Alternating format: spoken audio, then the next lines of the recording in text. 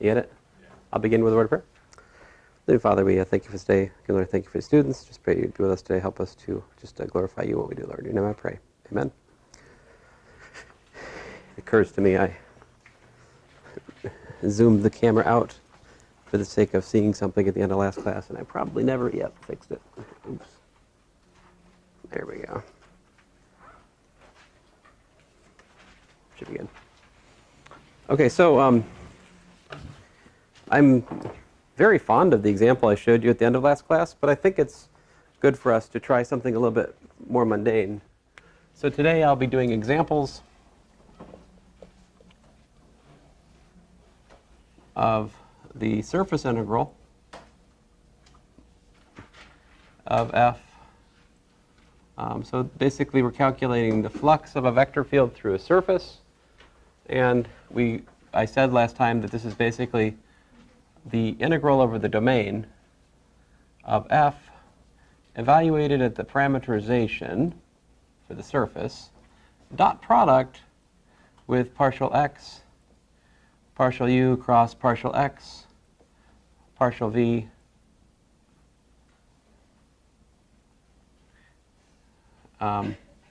du, dv. I gave some names to things. So often it's helpful to be somewhat heuristic and say things like ds vector equal to, well, as it turns out, partial x, partial u cross partial x, partial v, this vector times du dv, which you can also write as the length of that vector, right?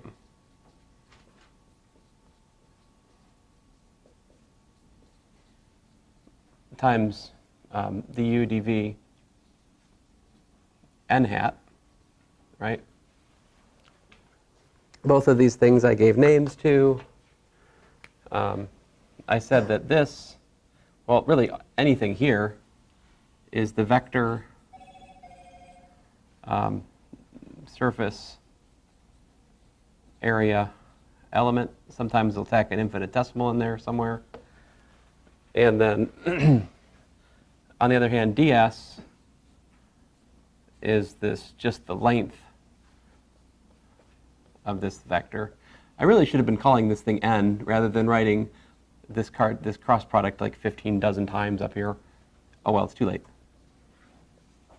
So this right here is the scalar surface area element. So basically it's an interesting question for the point of calculation.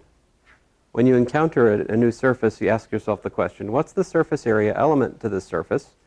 Because knowing what that is enables you to efficiently calculate the flux of vector fields through that surface. Last time we worked out the surface area element for a sphere, right?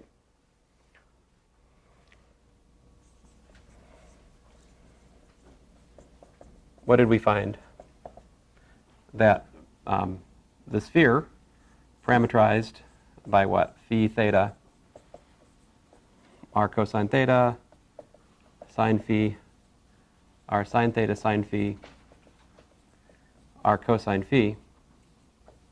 This parameterization of the sphere of radius r implies that the infinitesimal surface area element ds is nothing more than r squared sine phi d phi d theta in the rho hat direction. So that's what we learned last time, and I wrote the Cartesian formula for that as well. Okay. So I want to do something a little bit less scary this time as my first example. I want to do something like, I don't know, let's take this plane, right? Well, not even a plane, but it's a, let's take a parallelogram which has sides A and B, right? So look at the parallelogram with side A and side B, and I want to calculate the flux through that parallelogram of a constant vector field f. Okay, so find flux.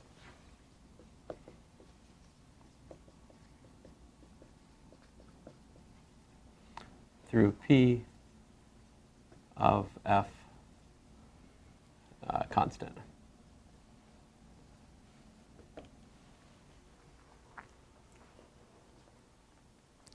So let's work this out. How do we parameterize a parallelogram?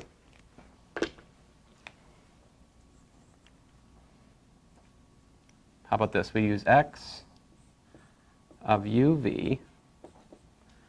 And I mean, I guess I need to give the parallelogram, I mean, we can assume it's at the origin without loss of generality, right? Nobody put any coordinates anywhere, right? So you're free to make up your own. By the way, this is the difference between mathematicians and physicists. Mathematicians suffer coordinate systems introduced by someone else wherever, a lot of times. Physicists just like make up their own coordinates, put them wherever it's convenient, more often than not, even in general derivations. Let's be good physicists and put the origin right there. All right. So with the origin right there, what's the parameterization of this parallelogram? We just do what? We do UA plus VB. I'm assuming that A and B are not collinear, so it's an honest-to-goodness, parallelogram. If A and B were collinear, my picture's not right. And what should U and V range over? So my domain, I'm looking for U comma V, such that 1 less than or equal to U comma V less than or equal to, 0, 1, listen to me. 0 less than or equal to U comma V less than or equal to 1. All right, great. So that's the domain for the parameterization, right? What happens when you plug in 0, 0? You get the origin. Plug in 1, 0. What does it get you? Right here, right? This is x of 1, 0. This point up here would be x of 0, 1. This point over here would be x of 1, 1, just to check my formula. All right? We good? So what's the surface area element for this parallelogram? So let's calculate the normal, which, by the way, I should have been writing already today, but the normal is this thing, partial x, partial u, cross partial x, partial v. What is partial x, partial u here?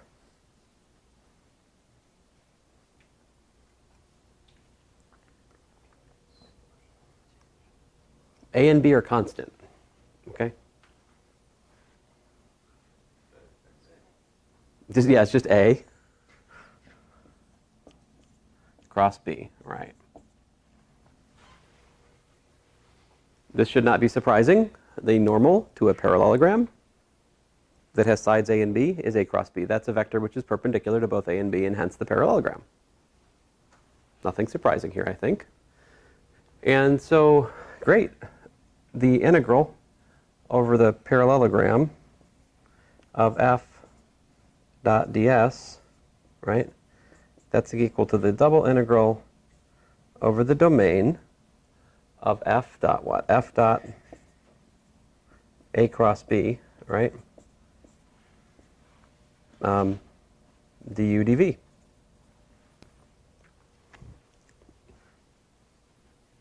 But you notice that what is f dot A cross B as it relates to this integration? F was constant, A was constant, B was constant. So f dot A cross B is constant. We can pull it outside the integration. What do we get?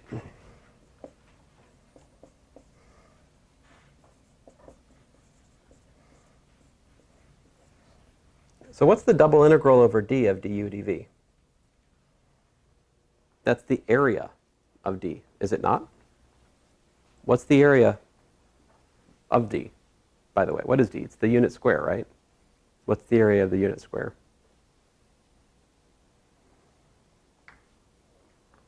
Yeah, that's just 1, right? So this is just 1.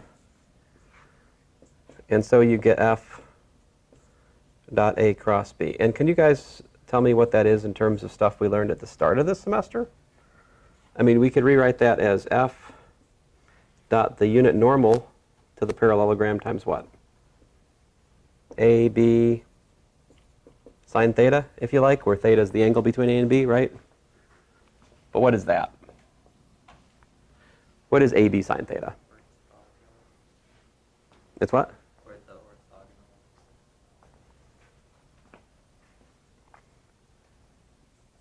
This is the area of P.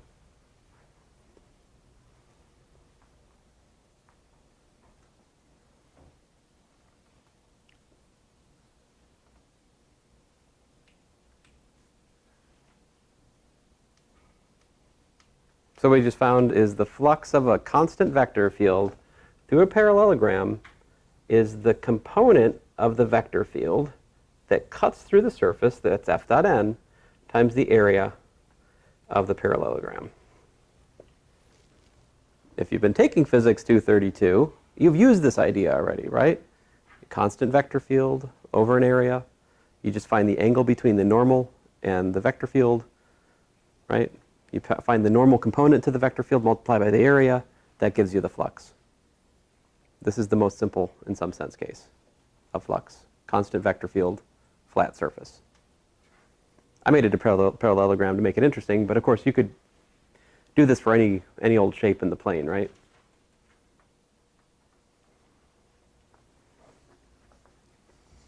Okay, so that's an example. Still not the kind I want, though. Example 2, let's try to set something up here. Let's look at a vector field P, Q, R. Find flux of F through graph Z equals F of X comma Y on, let's say for x, y. I'm going to come up with some name for it. I'm just going to call it the domain of little f, if that's okay, guys. So in other words, I'm asking, how do we calculate the flux of a vector field PQR through a graph? A lot of Calculus 3 books pretty much just show you this and only this, and don't even think about it the way I've been sharing with you. Which is that my viewpoint is parametric, right? Parameterizations are central focus of what I'm showing you. If you want to de-emphasize parameterizations, you make this the central focus, what I'm about to derive. So, okay, so what is the parameterization of a graph? Here's z equals to f of x comma y, right? And we're trying to calculate the flux of some vector field f, right? How many field lines cut through that graph? That's what we're trying to calculate right now. So to do this, I need to find a parameterization for the graph. What's the parameterization for the graph? May I recommend using x and y for parameters? I mean, I could put u and v there if it makes you feel better, but I'm going to put x and y. X is like my u, y is like my v, and the parameterization is x comma y. What's my z? It's just f of x, y. Now, we have worked out the normal vector field to a graph before. Earlier in the course, we calculated what is the normal vector field to a graph. I'll do it again, since it's been a little while. I'll do it again. So we need to calculate partial x cross partial x partial y, see what that gives us, right?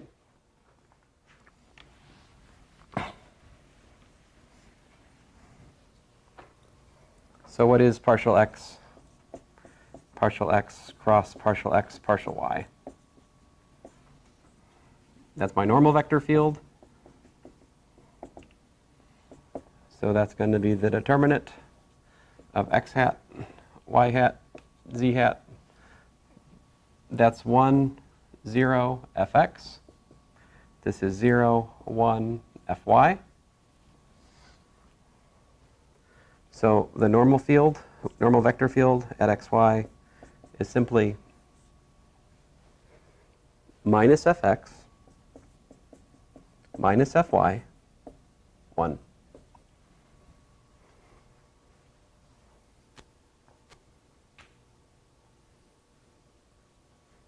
So, thus, all of a sudden thus has two s's in it. That seems wrong. The integral over the graph of f, all right, of f dot ds is equal to what? It is equal to the double integral over the domain of f, all right, of, well, it looks like we got ourselves a p. Well, fine, let me be a little bit. This should be f of x comma y comma little f of xy. Right, we take the vector field, we evaluate at the parameterization, and then we take the dot product of that with the normal, which in this case was minus fx minus fy, 1. And then we got dx dy, because that's our du and dv here. Okay, so what's that? That's the integral over the domain of f of, and I'm going to write something kind of awful. You take your p. Oh, I'm sorry. Goodness gracious. Well, I'm going to write a slightly abbreviated thing here. So we got minus partial f partial xp minus partial f partial yq plus r dx dy. To be more honest, what I really mean there is the following.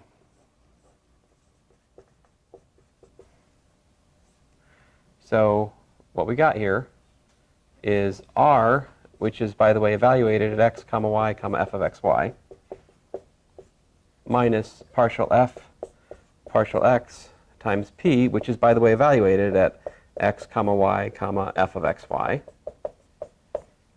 minus partial f partial y q of x comma y comma f of xy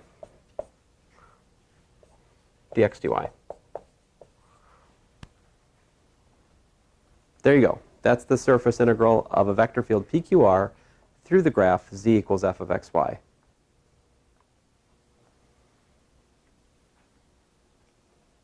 Explain the geometry of that formula.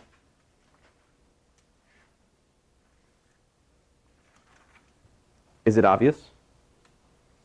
I don't think so. Here's my definition of surface integral. Why? Because it is geometric. We start with what's interesting, namely the dot product of the vector field with the normal to the surface. That's why we write this formula, because it's a close cousin to the geometric origin. This over here, you know, it's a nice throwaway formula for a graph or something, but it's really not the right way to think about surface integrals. I mean, I think of this as a technical lemma that I just use when I'm trying to calculate flux of a vector field through a graph. Let's actually do that, though, okay? Let me apply example 2 to an honest-to-goodness vector field and function graph.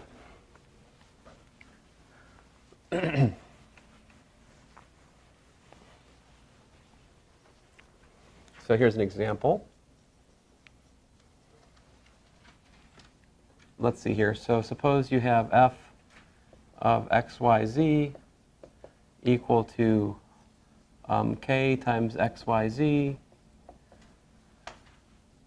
divided by x squared plus y squared plus z squared to the 3/2 power.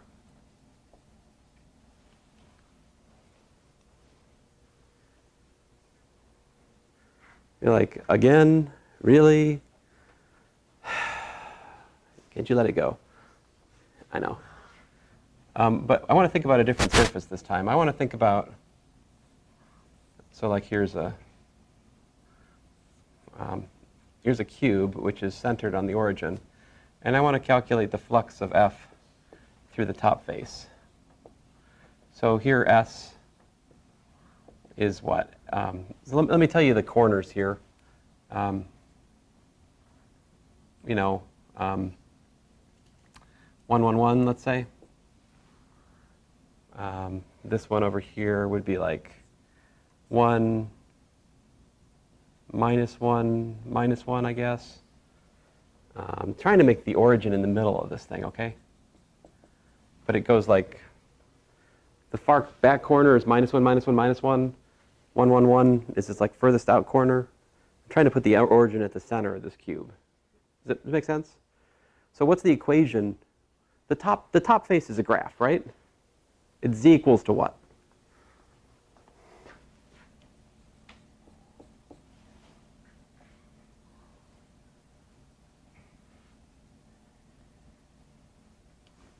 One, apparently. Right? Z equals to 1 for what? Minus 1 less than or equal to x comma y less than or equal to 1, right? That's the top face of the cube I'm talking about. I'd like to at least set up the formula that would calculate the flux of this vector field through the top face of the cube. Okay, so here it goes. Integral over S of, you know, my vector field F dot ds. All right, so I'm supposed to integrate from minus 1 to 1, integrate from minus 1 to 1. And I'm supposed to, you know, what's my, let me be more explicit here. What's the parameterization? It's x, y, which is what? X, y, 1. So I need to plug in x comma y comma 1 to each of the component functions of this vector field. So like, for example, P of x, y, z is what? It's kx over x squared plus y squared plus z squared to the 3/2. So what am I supposed to do? I got to follow what we just worked out in general over here, right? So I'm supposed to do R. What is R here? Kz, right? So that's k times 1, and then minus, so this is my f, right? Of xy right here, right? Oh, hey, this is nice. What's fx equal to? What's fy equal to?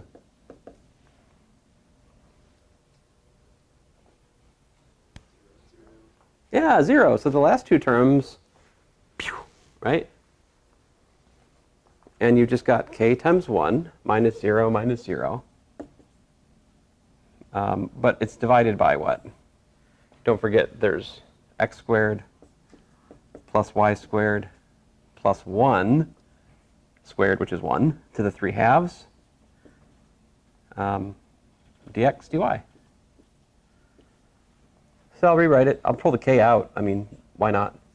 Integral from minus 1 to 1, integral from minus 1 to 1 of, well, we just got to integrate dx dy divided by x squared plus y squared plus 1 to the 3/2. That would calculate the flux of this spherically symmetric Coulomb field through the top face of the cube.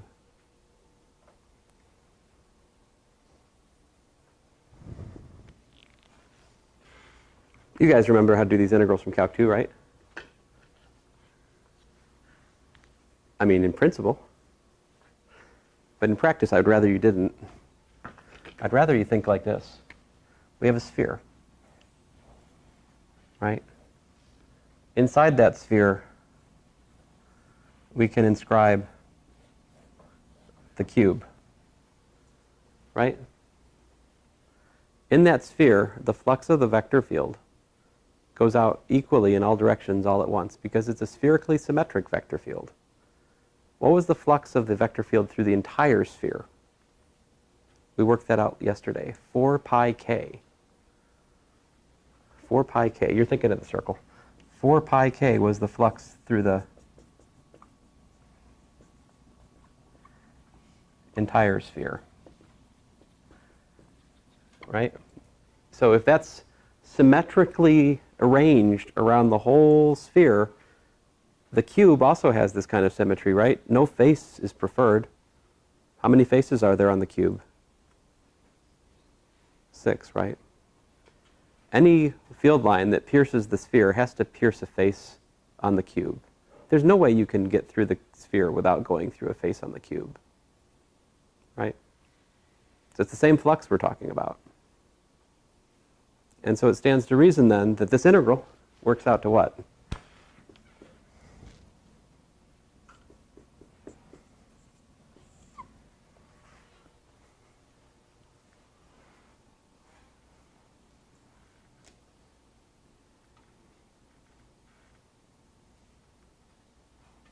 Let me say it another way. If I ask you the flux through the entire cube, the answer is 4 pi k by the arguments I just outlined.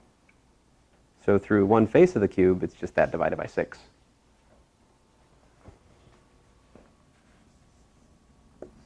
I don't know about you, but I much prefer the argument I gave you to actually doing that integral.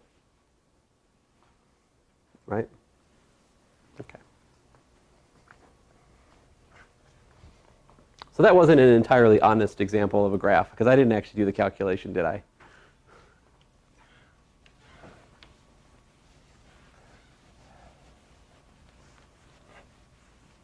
Let's pick something a little bit less exotic. Example, what am I in? Example, was that 3? That was 3, right? This is 4? How about this? Z equals to x squared, well, rather, 1 minus x squared minus y squared, oriented upwards. Find flux of f of xyz equal to, I don't know, x comma 3 x squared plus y squared.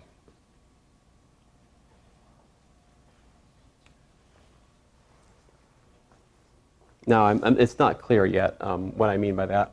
I wanted this for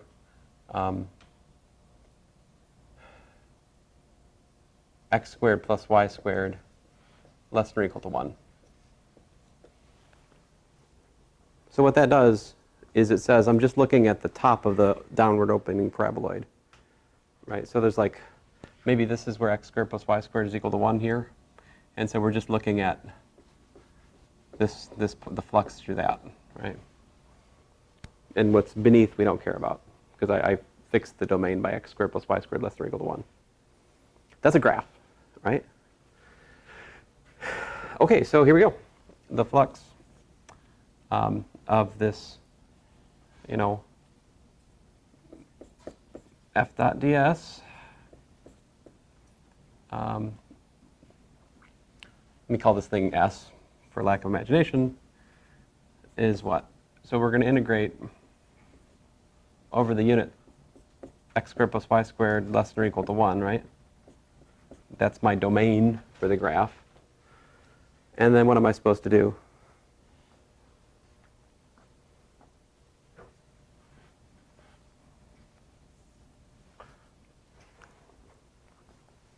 I take R and I evaluate it where? So keep in mind, this is R, this is Q, this is P, right? So I'm supposed to do R of x comma, and of course keep in mind that this here is the F in this example, right? So what do I start with? What is R? I think it's just x squared plus y squared, right? That's the R, because R is x squared plus y squared. When I evaluated it, x comma y comma that F, well, that's it. Tell you what, let me make this slightly more interesting so you can see better what's going on. Let's take this plus z. That would be a little bit more exciting, okay? So if I have that plus z there, what's that do? The x squared plus y squared is what I already wrote. But adding z there means I have to evaluate that component function at this stuff, which means I have to plug in z equals to 1 minus x squared. That's what comes from putting that z there. Right? Now I'm done with the r term. Next up, partial f, partial x, which I'm going to write on the next line if you don't mind.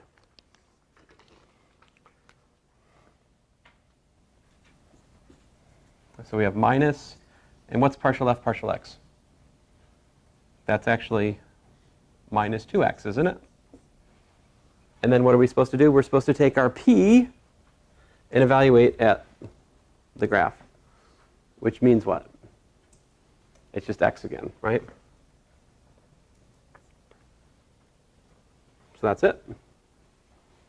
And then minus partial f, partial y, that's actually minus a minus 2y. What's q evaluated at the graph? X comma y comma f of xy. Q evaluated anywhere is what? 3, yeah. And then, of course, we've got our dx dy. Let me clean it up a bit. So what we're looking at is what's the double integral? X squared plus y squared less than or equal to 1. Oh, something cool happened. The x squared plus y squareds canceled, didn't they? So we've got what? 1 plus 2x squared plus 6y dx dy.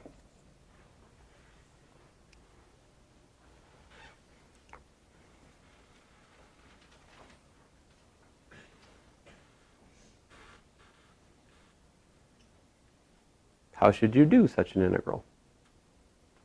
What matters more, the integrand or the domain in terms of choosing a system of calculation? I think the domain, big time, right? So that domain is most certainly polar coordinates, right? We should use polar coordinates to calculate this integral. Let me suggest then integral from 0 to 2 pi, integral from 0 to 1 of 1 plus 2r squared cosine squared theta plus 6r sine theta times r dr d theta.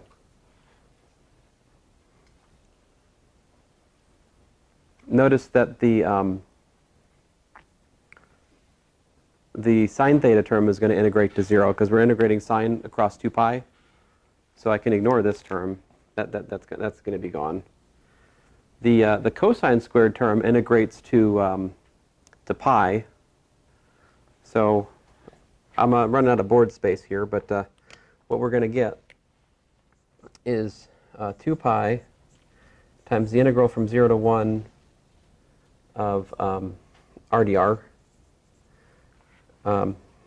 plus 2 pi, the integral from 0 to 1 of 2r cubed dr. The reason for the 2 pi in front of the 2r cubed, again, is that cosine squared integrates to pi if you integrate from 0 to 2 pi. On the other hand, 1 integrates to 2 pi as well. So you've got 2 cosine squared. So it's kind of funny, but both 1 integrates to 2 pi and 2 cosine squared integrates to, these both integrate to 2 pi over a full cycle. So these both conspire to give me 2 pi. It's kind of funny. And then we have the r integrals left, which just leave me 2 pi over 2 plus 4 pi over 4, I think. Yeah. Which is, I guess everything's 2 pi here. So the answer apparently is 2 pi, yeah. Yeah. Back, the step, what were you taking the partial derivative of? I didn't fully understand how you got -2. It goes back to this example. the partial derivative of f with respect to x, because we're calculating the flux of a vector field through a graph.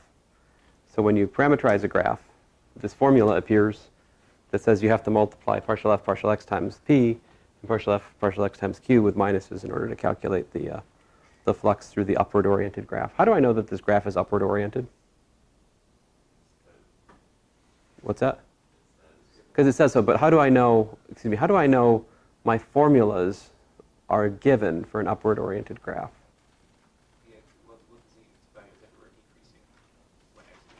What if I wanted to downward orient the graph? How would the formula be different? No. If I wanted to downward orient the graph, I would have to replace the normal with minus the normal. The downward oriented graph would have fx, fy, minus 1 here. This 1 means that the normal points upward. Right there is how I can see that it's upward oriented, my setup, which is consistent with the problem which is given. Right? If I was given a downward oriented graph, I wouldn't use this formula. I would use a different formula, which is basically this times minus 1. If you change the orientation of the surface, it just changes the integration by minus 1. The downward oriented graph has a flux of minus 2 pi with respect to this vector field, for example. Does that make sense? All right, well.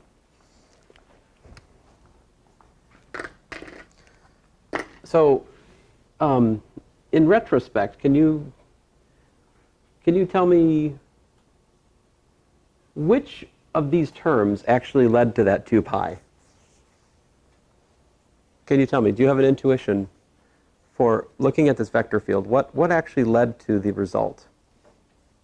And what should you expect would just integrate to 0 by thinking about symmetry and geometry alone?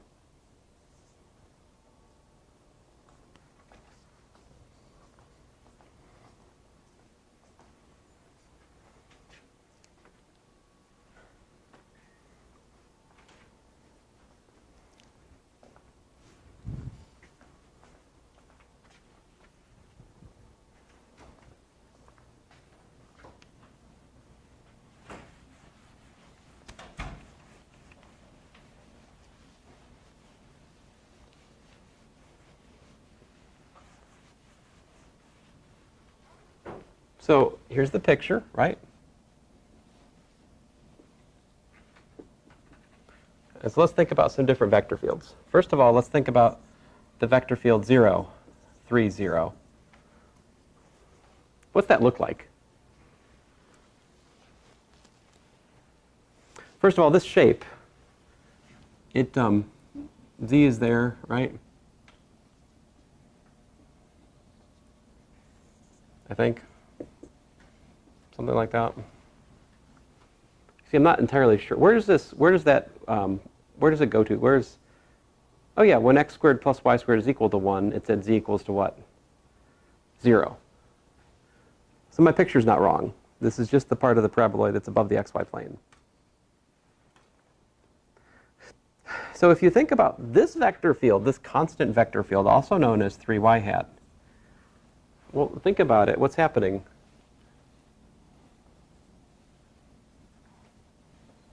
You know, if you think about this shape, there's two pieces to it, right? There's this piece, right, over here, where you've got y hat like that, right? But how about the back side of it? The back side of it, right, back here. Well, you still got 3y hat going like this, right? But what's the difference? Geometrically, the surface area element, what's the difference? Right? Here, we got ds like this. Over here, we've got ds like that. Now, if I could draw it, if you think about it, for every point on the paraboloid, there's a corresponding counterpoint. On the other half, for each y positive point, there's a y negative point, where the surface area element is symmetrically opposed. what I'm trying to say is any field lines which come in to the negative half of it go out the positive half of it. So what comes in goes out. It should be fairly clear that the flux of this constant vector field y, 3y hat, is 0 through the paraboloid. Now, if I just made it half of the paraboloid, right, if I just said y was positive, or if I just said y was negative, then that vector field would give me a non-trivial flux, right? It's because there's both of these halves and they're like canceling each other out. And something I think similar can be said, it's a little bit harder to visualize, but I think this thing also, if you think about this vector field, x, 0, 0, that right there, that is positive on one half of this, it's negative on the other half, and both of those halves are symmetrically situated. There's just as much positive x as there is negative x, and the way that vector field is related to the surface is the same on both halves, but opposite in terms of its direction. So I'm pretty sure that that also results in a flux of 0. So this 2 pi we found, I'm pretty sure, is just a consequence of this last piece right here. I think all of the flux is coming from that component alone, and the others are canceling out. And I think those cancellations are manifest in some of the calculations that we saw, like this going to 0. I think that's from the,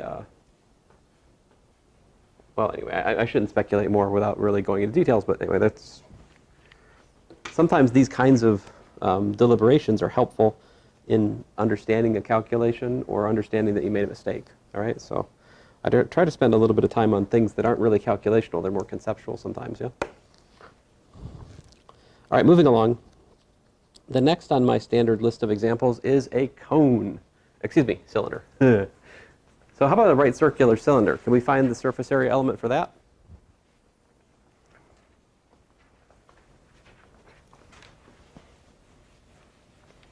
And then a cone. So we got a sphere. We'd also like to do cylinders. We'd like to do cones. A few other things. I found the formula for the graph over here. That's another one of our standard examples. Cylinder.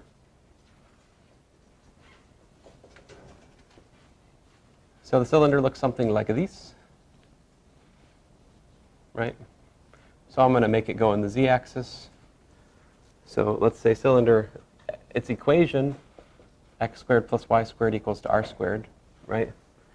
In other words, the equation for the cylinder is really r equals to r.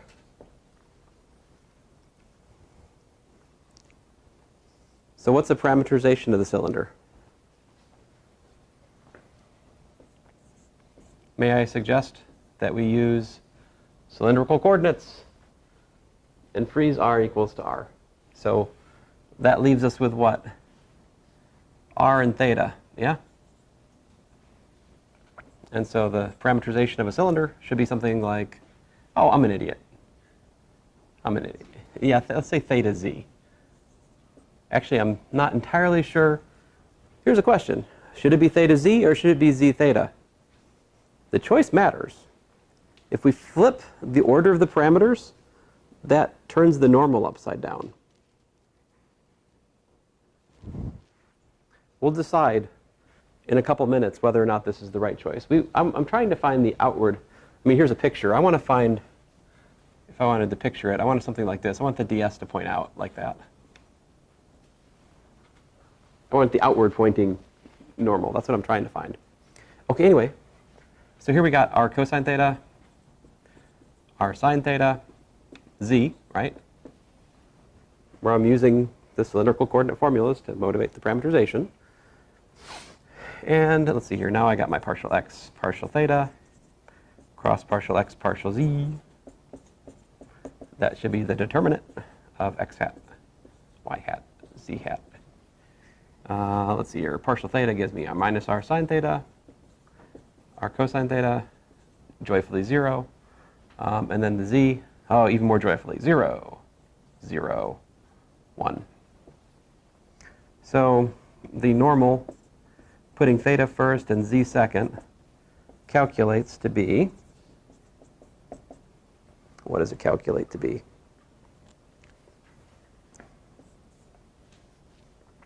looks like r cosine theta. Was it? No. R cosine theta, and then we got ourselves an r sine theta. And then 0. Aha! In fact, this is good. The normal as a function of theta z is nothing more than r times cosine theta sine theta 0. Maybe you can recognize what that is. What is cosine theta sine theta 0? In terms of the cylindrical coordinate frame, that is our beloved r hat. That is the unit vector that points in the direction of increasing radius. So this formula here says that the unit normal to the cylinder is just r hat. Excuse me, not unit normal, but the normal vector field. So the unit normal would just be r hat. So long story short, we got lucky. I put theta and z in the right order. If I'd done z theta, I would have been backwards, but I wasn't. It's good. So what we got here then is that ds vector is r hat d theta dz. And of course ds is just r d theta dz. Which, if you start to have a geometric intuition for what we're doing here, these are completely unsurprising. Right? If you think about this little patch here, think about this little patch, right? You've got a height of dz, and this is r d theta. So of course the surface area element is r d theta dz. That's the infinitesimal surface area element, which is what we naturally find from little changes in the parameters. Yeah. So there's the setup for the cylinder. Let's do the cone.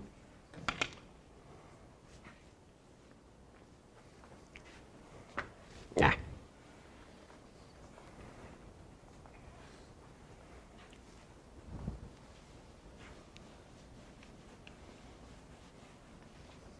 How will we parameterize a cone? So we'll take a cone like this. And we'll say the cone is phi equals to phi naught.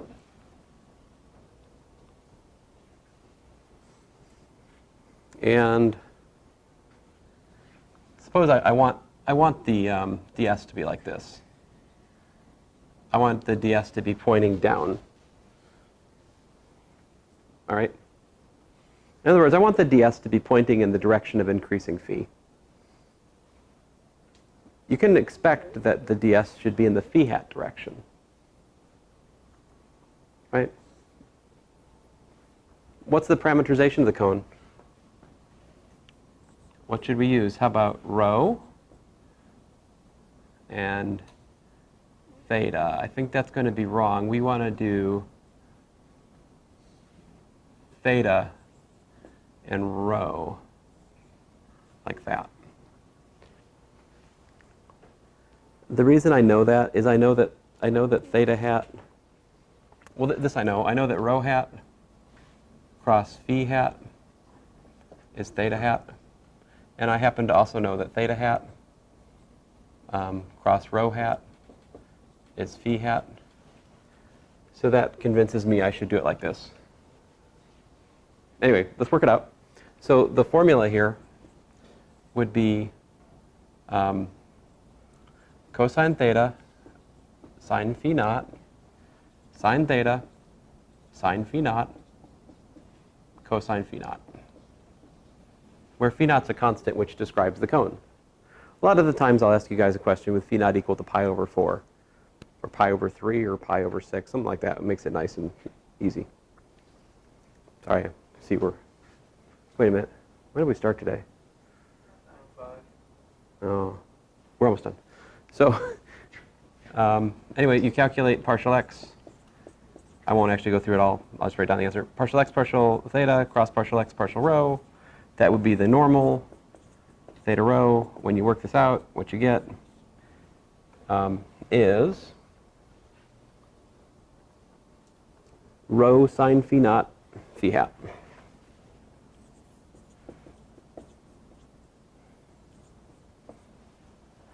So this is to say that the arc surface area element for a cone is given by rho sine phi naught d theta d rho. And the vector surface area element is rho sine phi naught d theta d rho. So, obviously, you guys get a 3x5 card for your test. I would encourage you to think about, maybe writing these standard examples down. Really, all you need to write down is the ds vector and perhaps the parameterization. Then your goal at the moment is to learn how to use these. What do they mean? How does this allow me to calculate the flux? How do I use these, right? So I'm trying to show you, but it's going to take a while for us to get comfortable. Thanks, guys.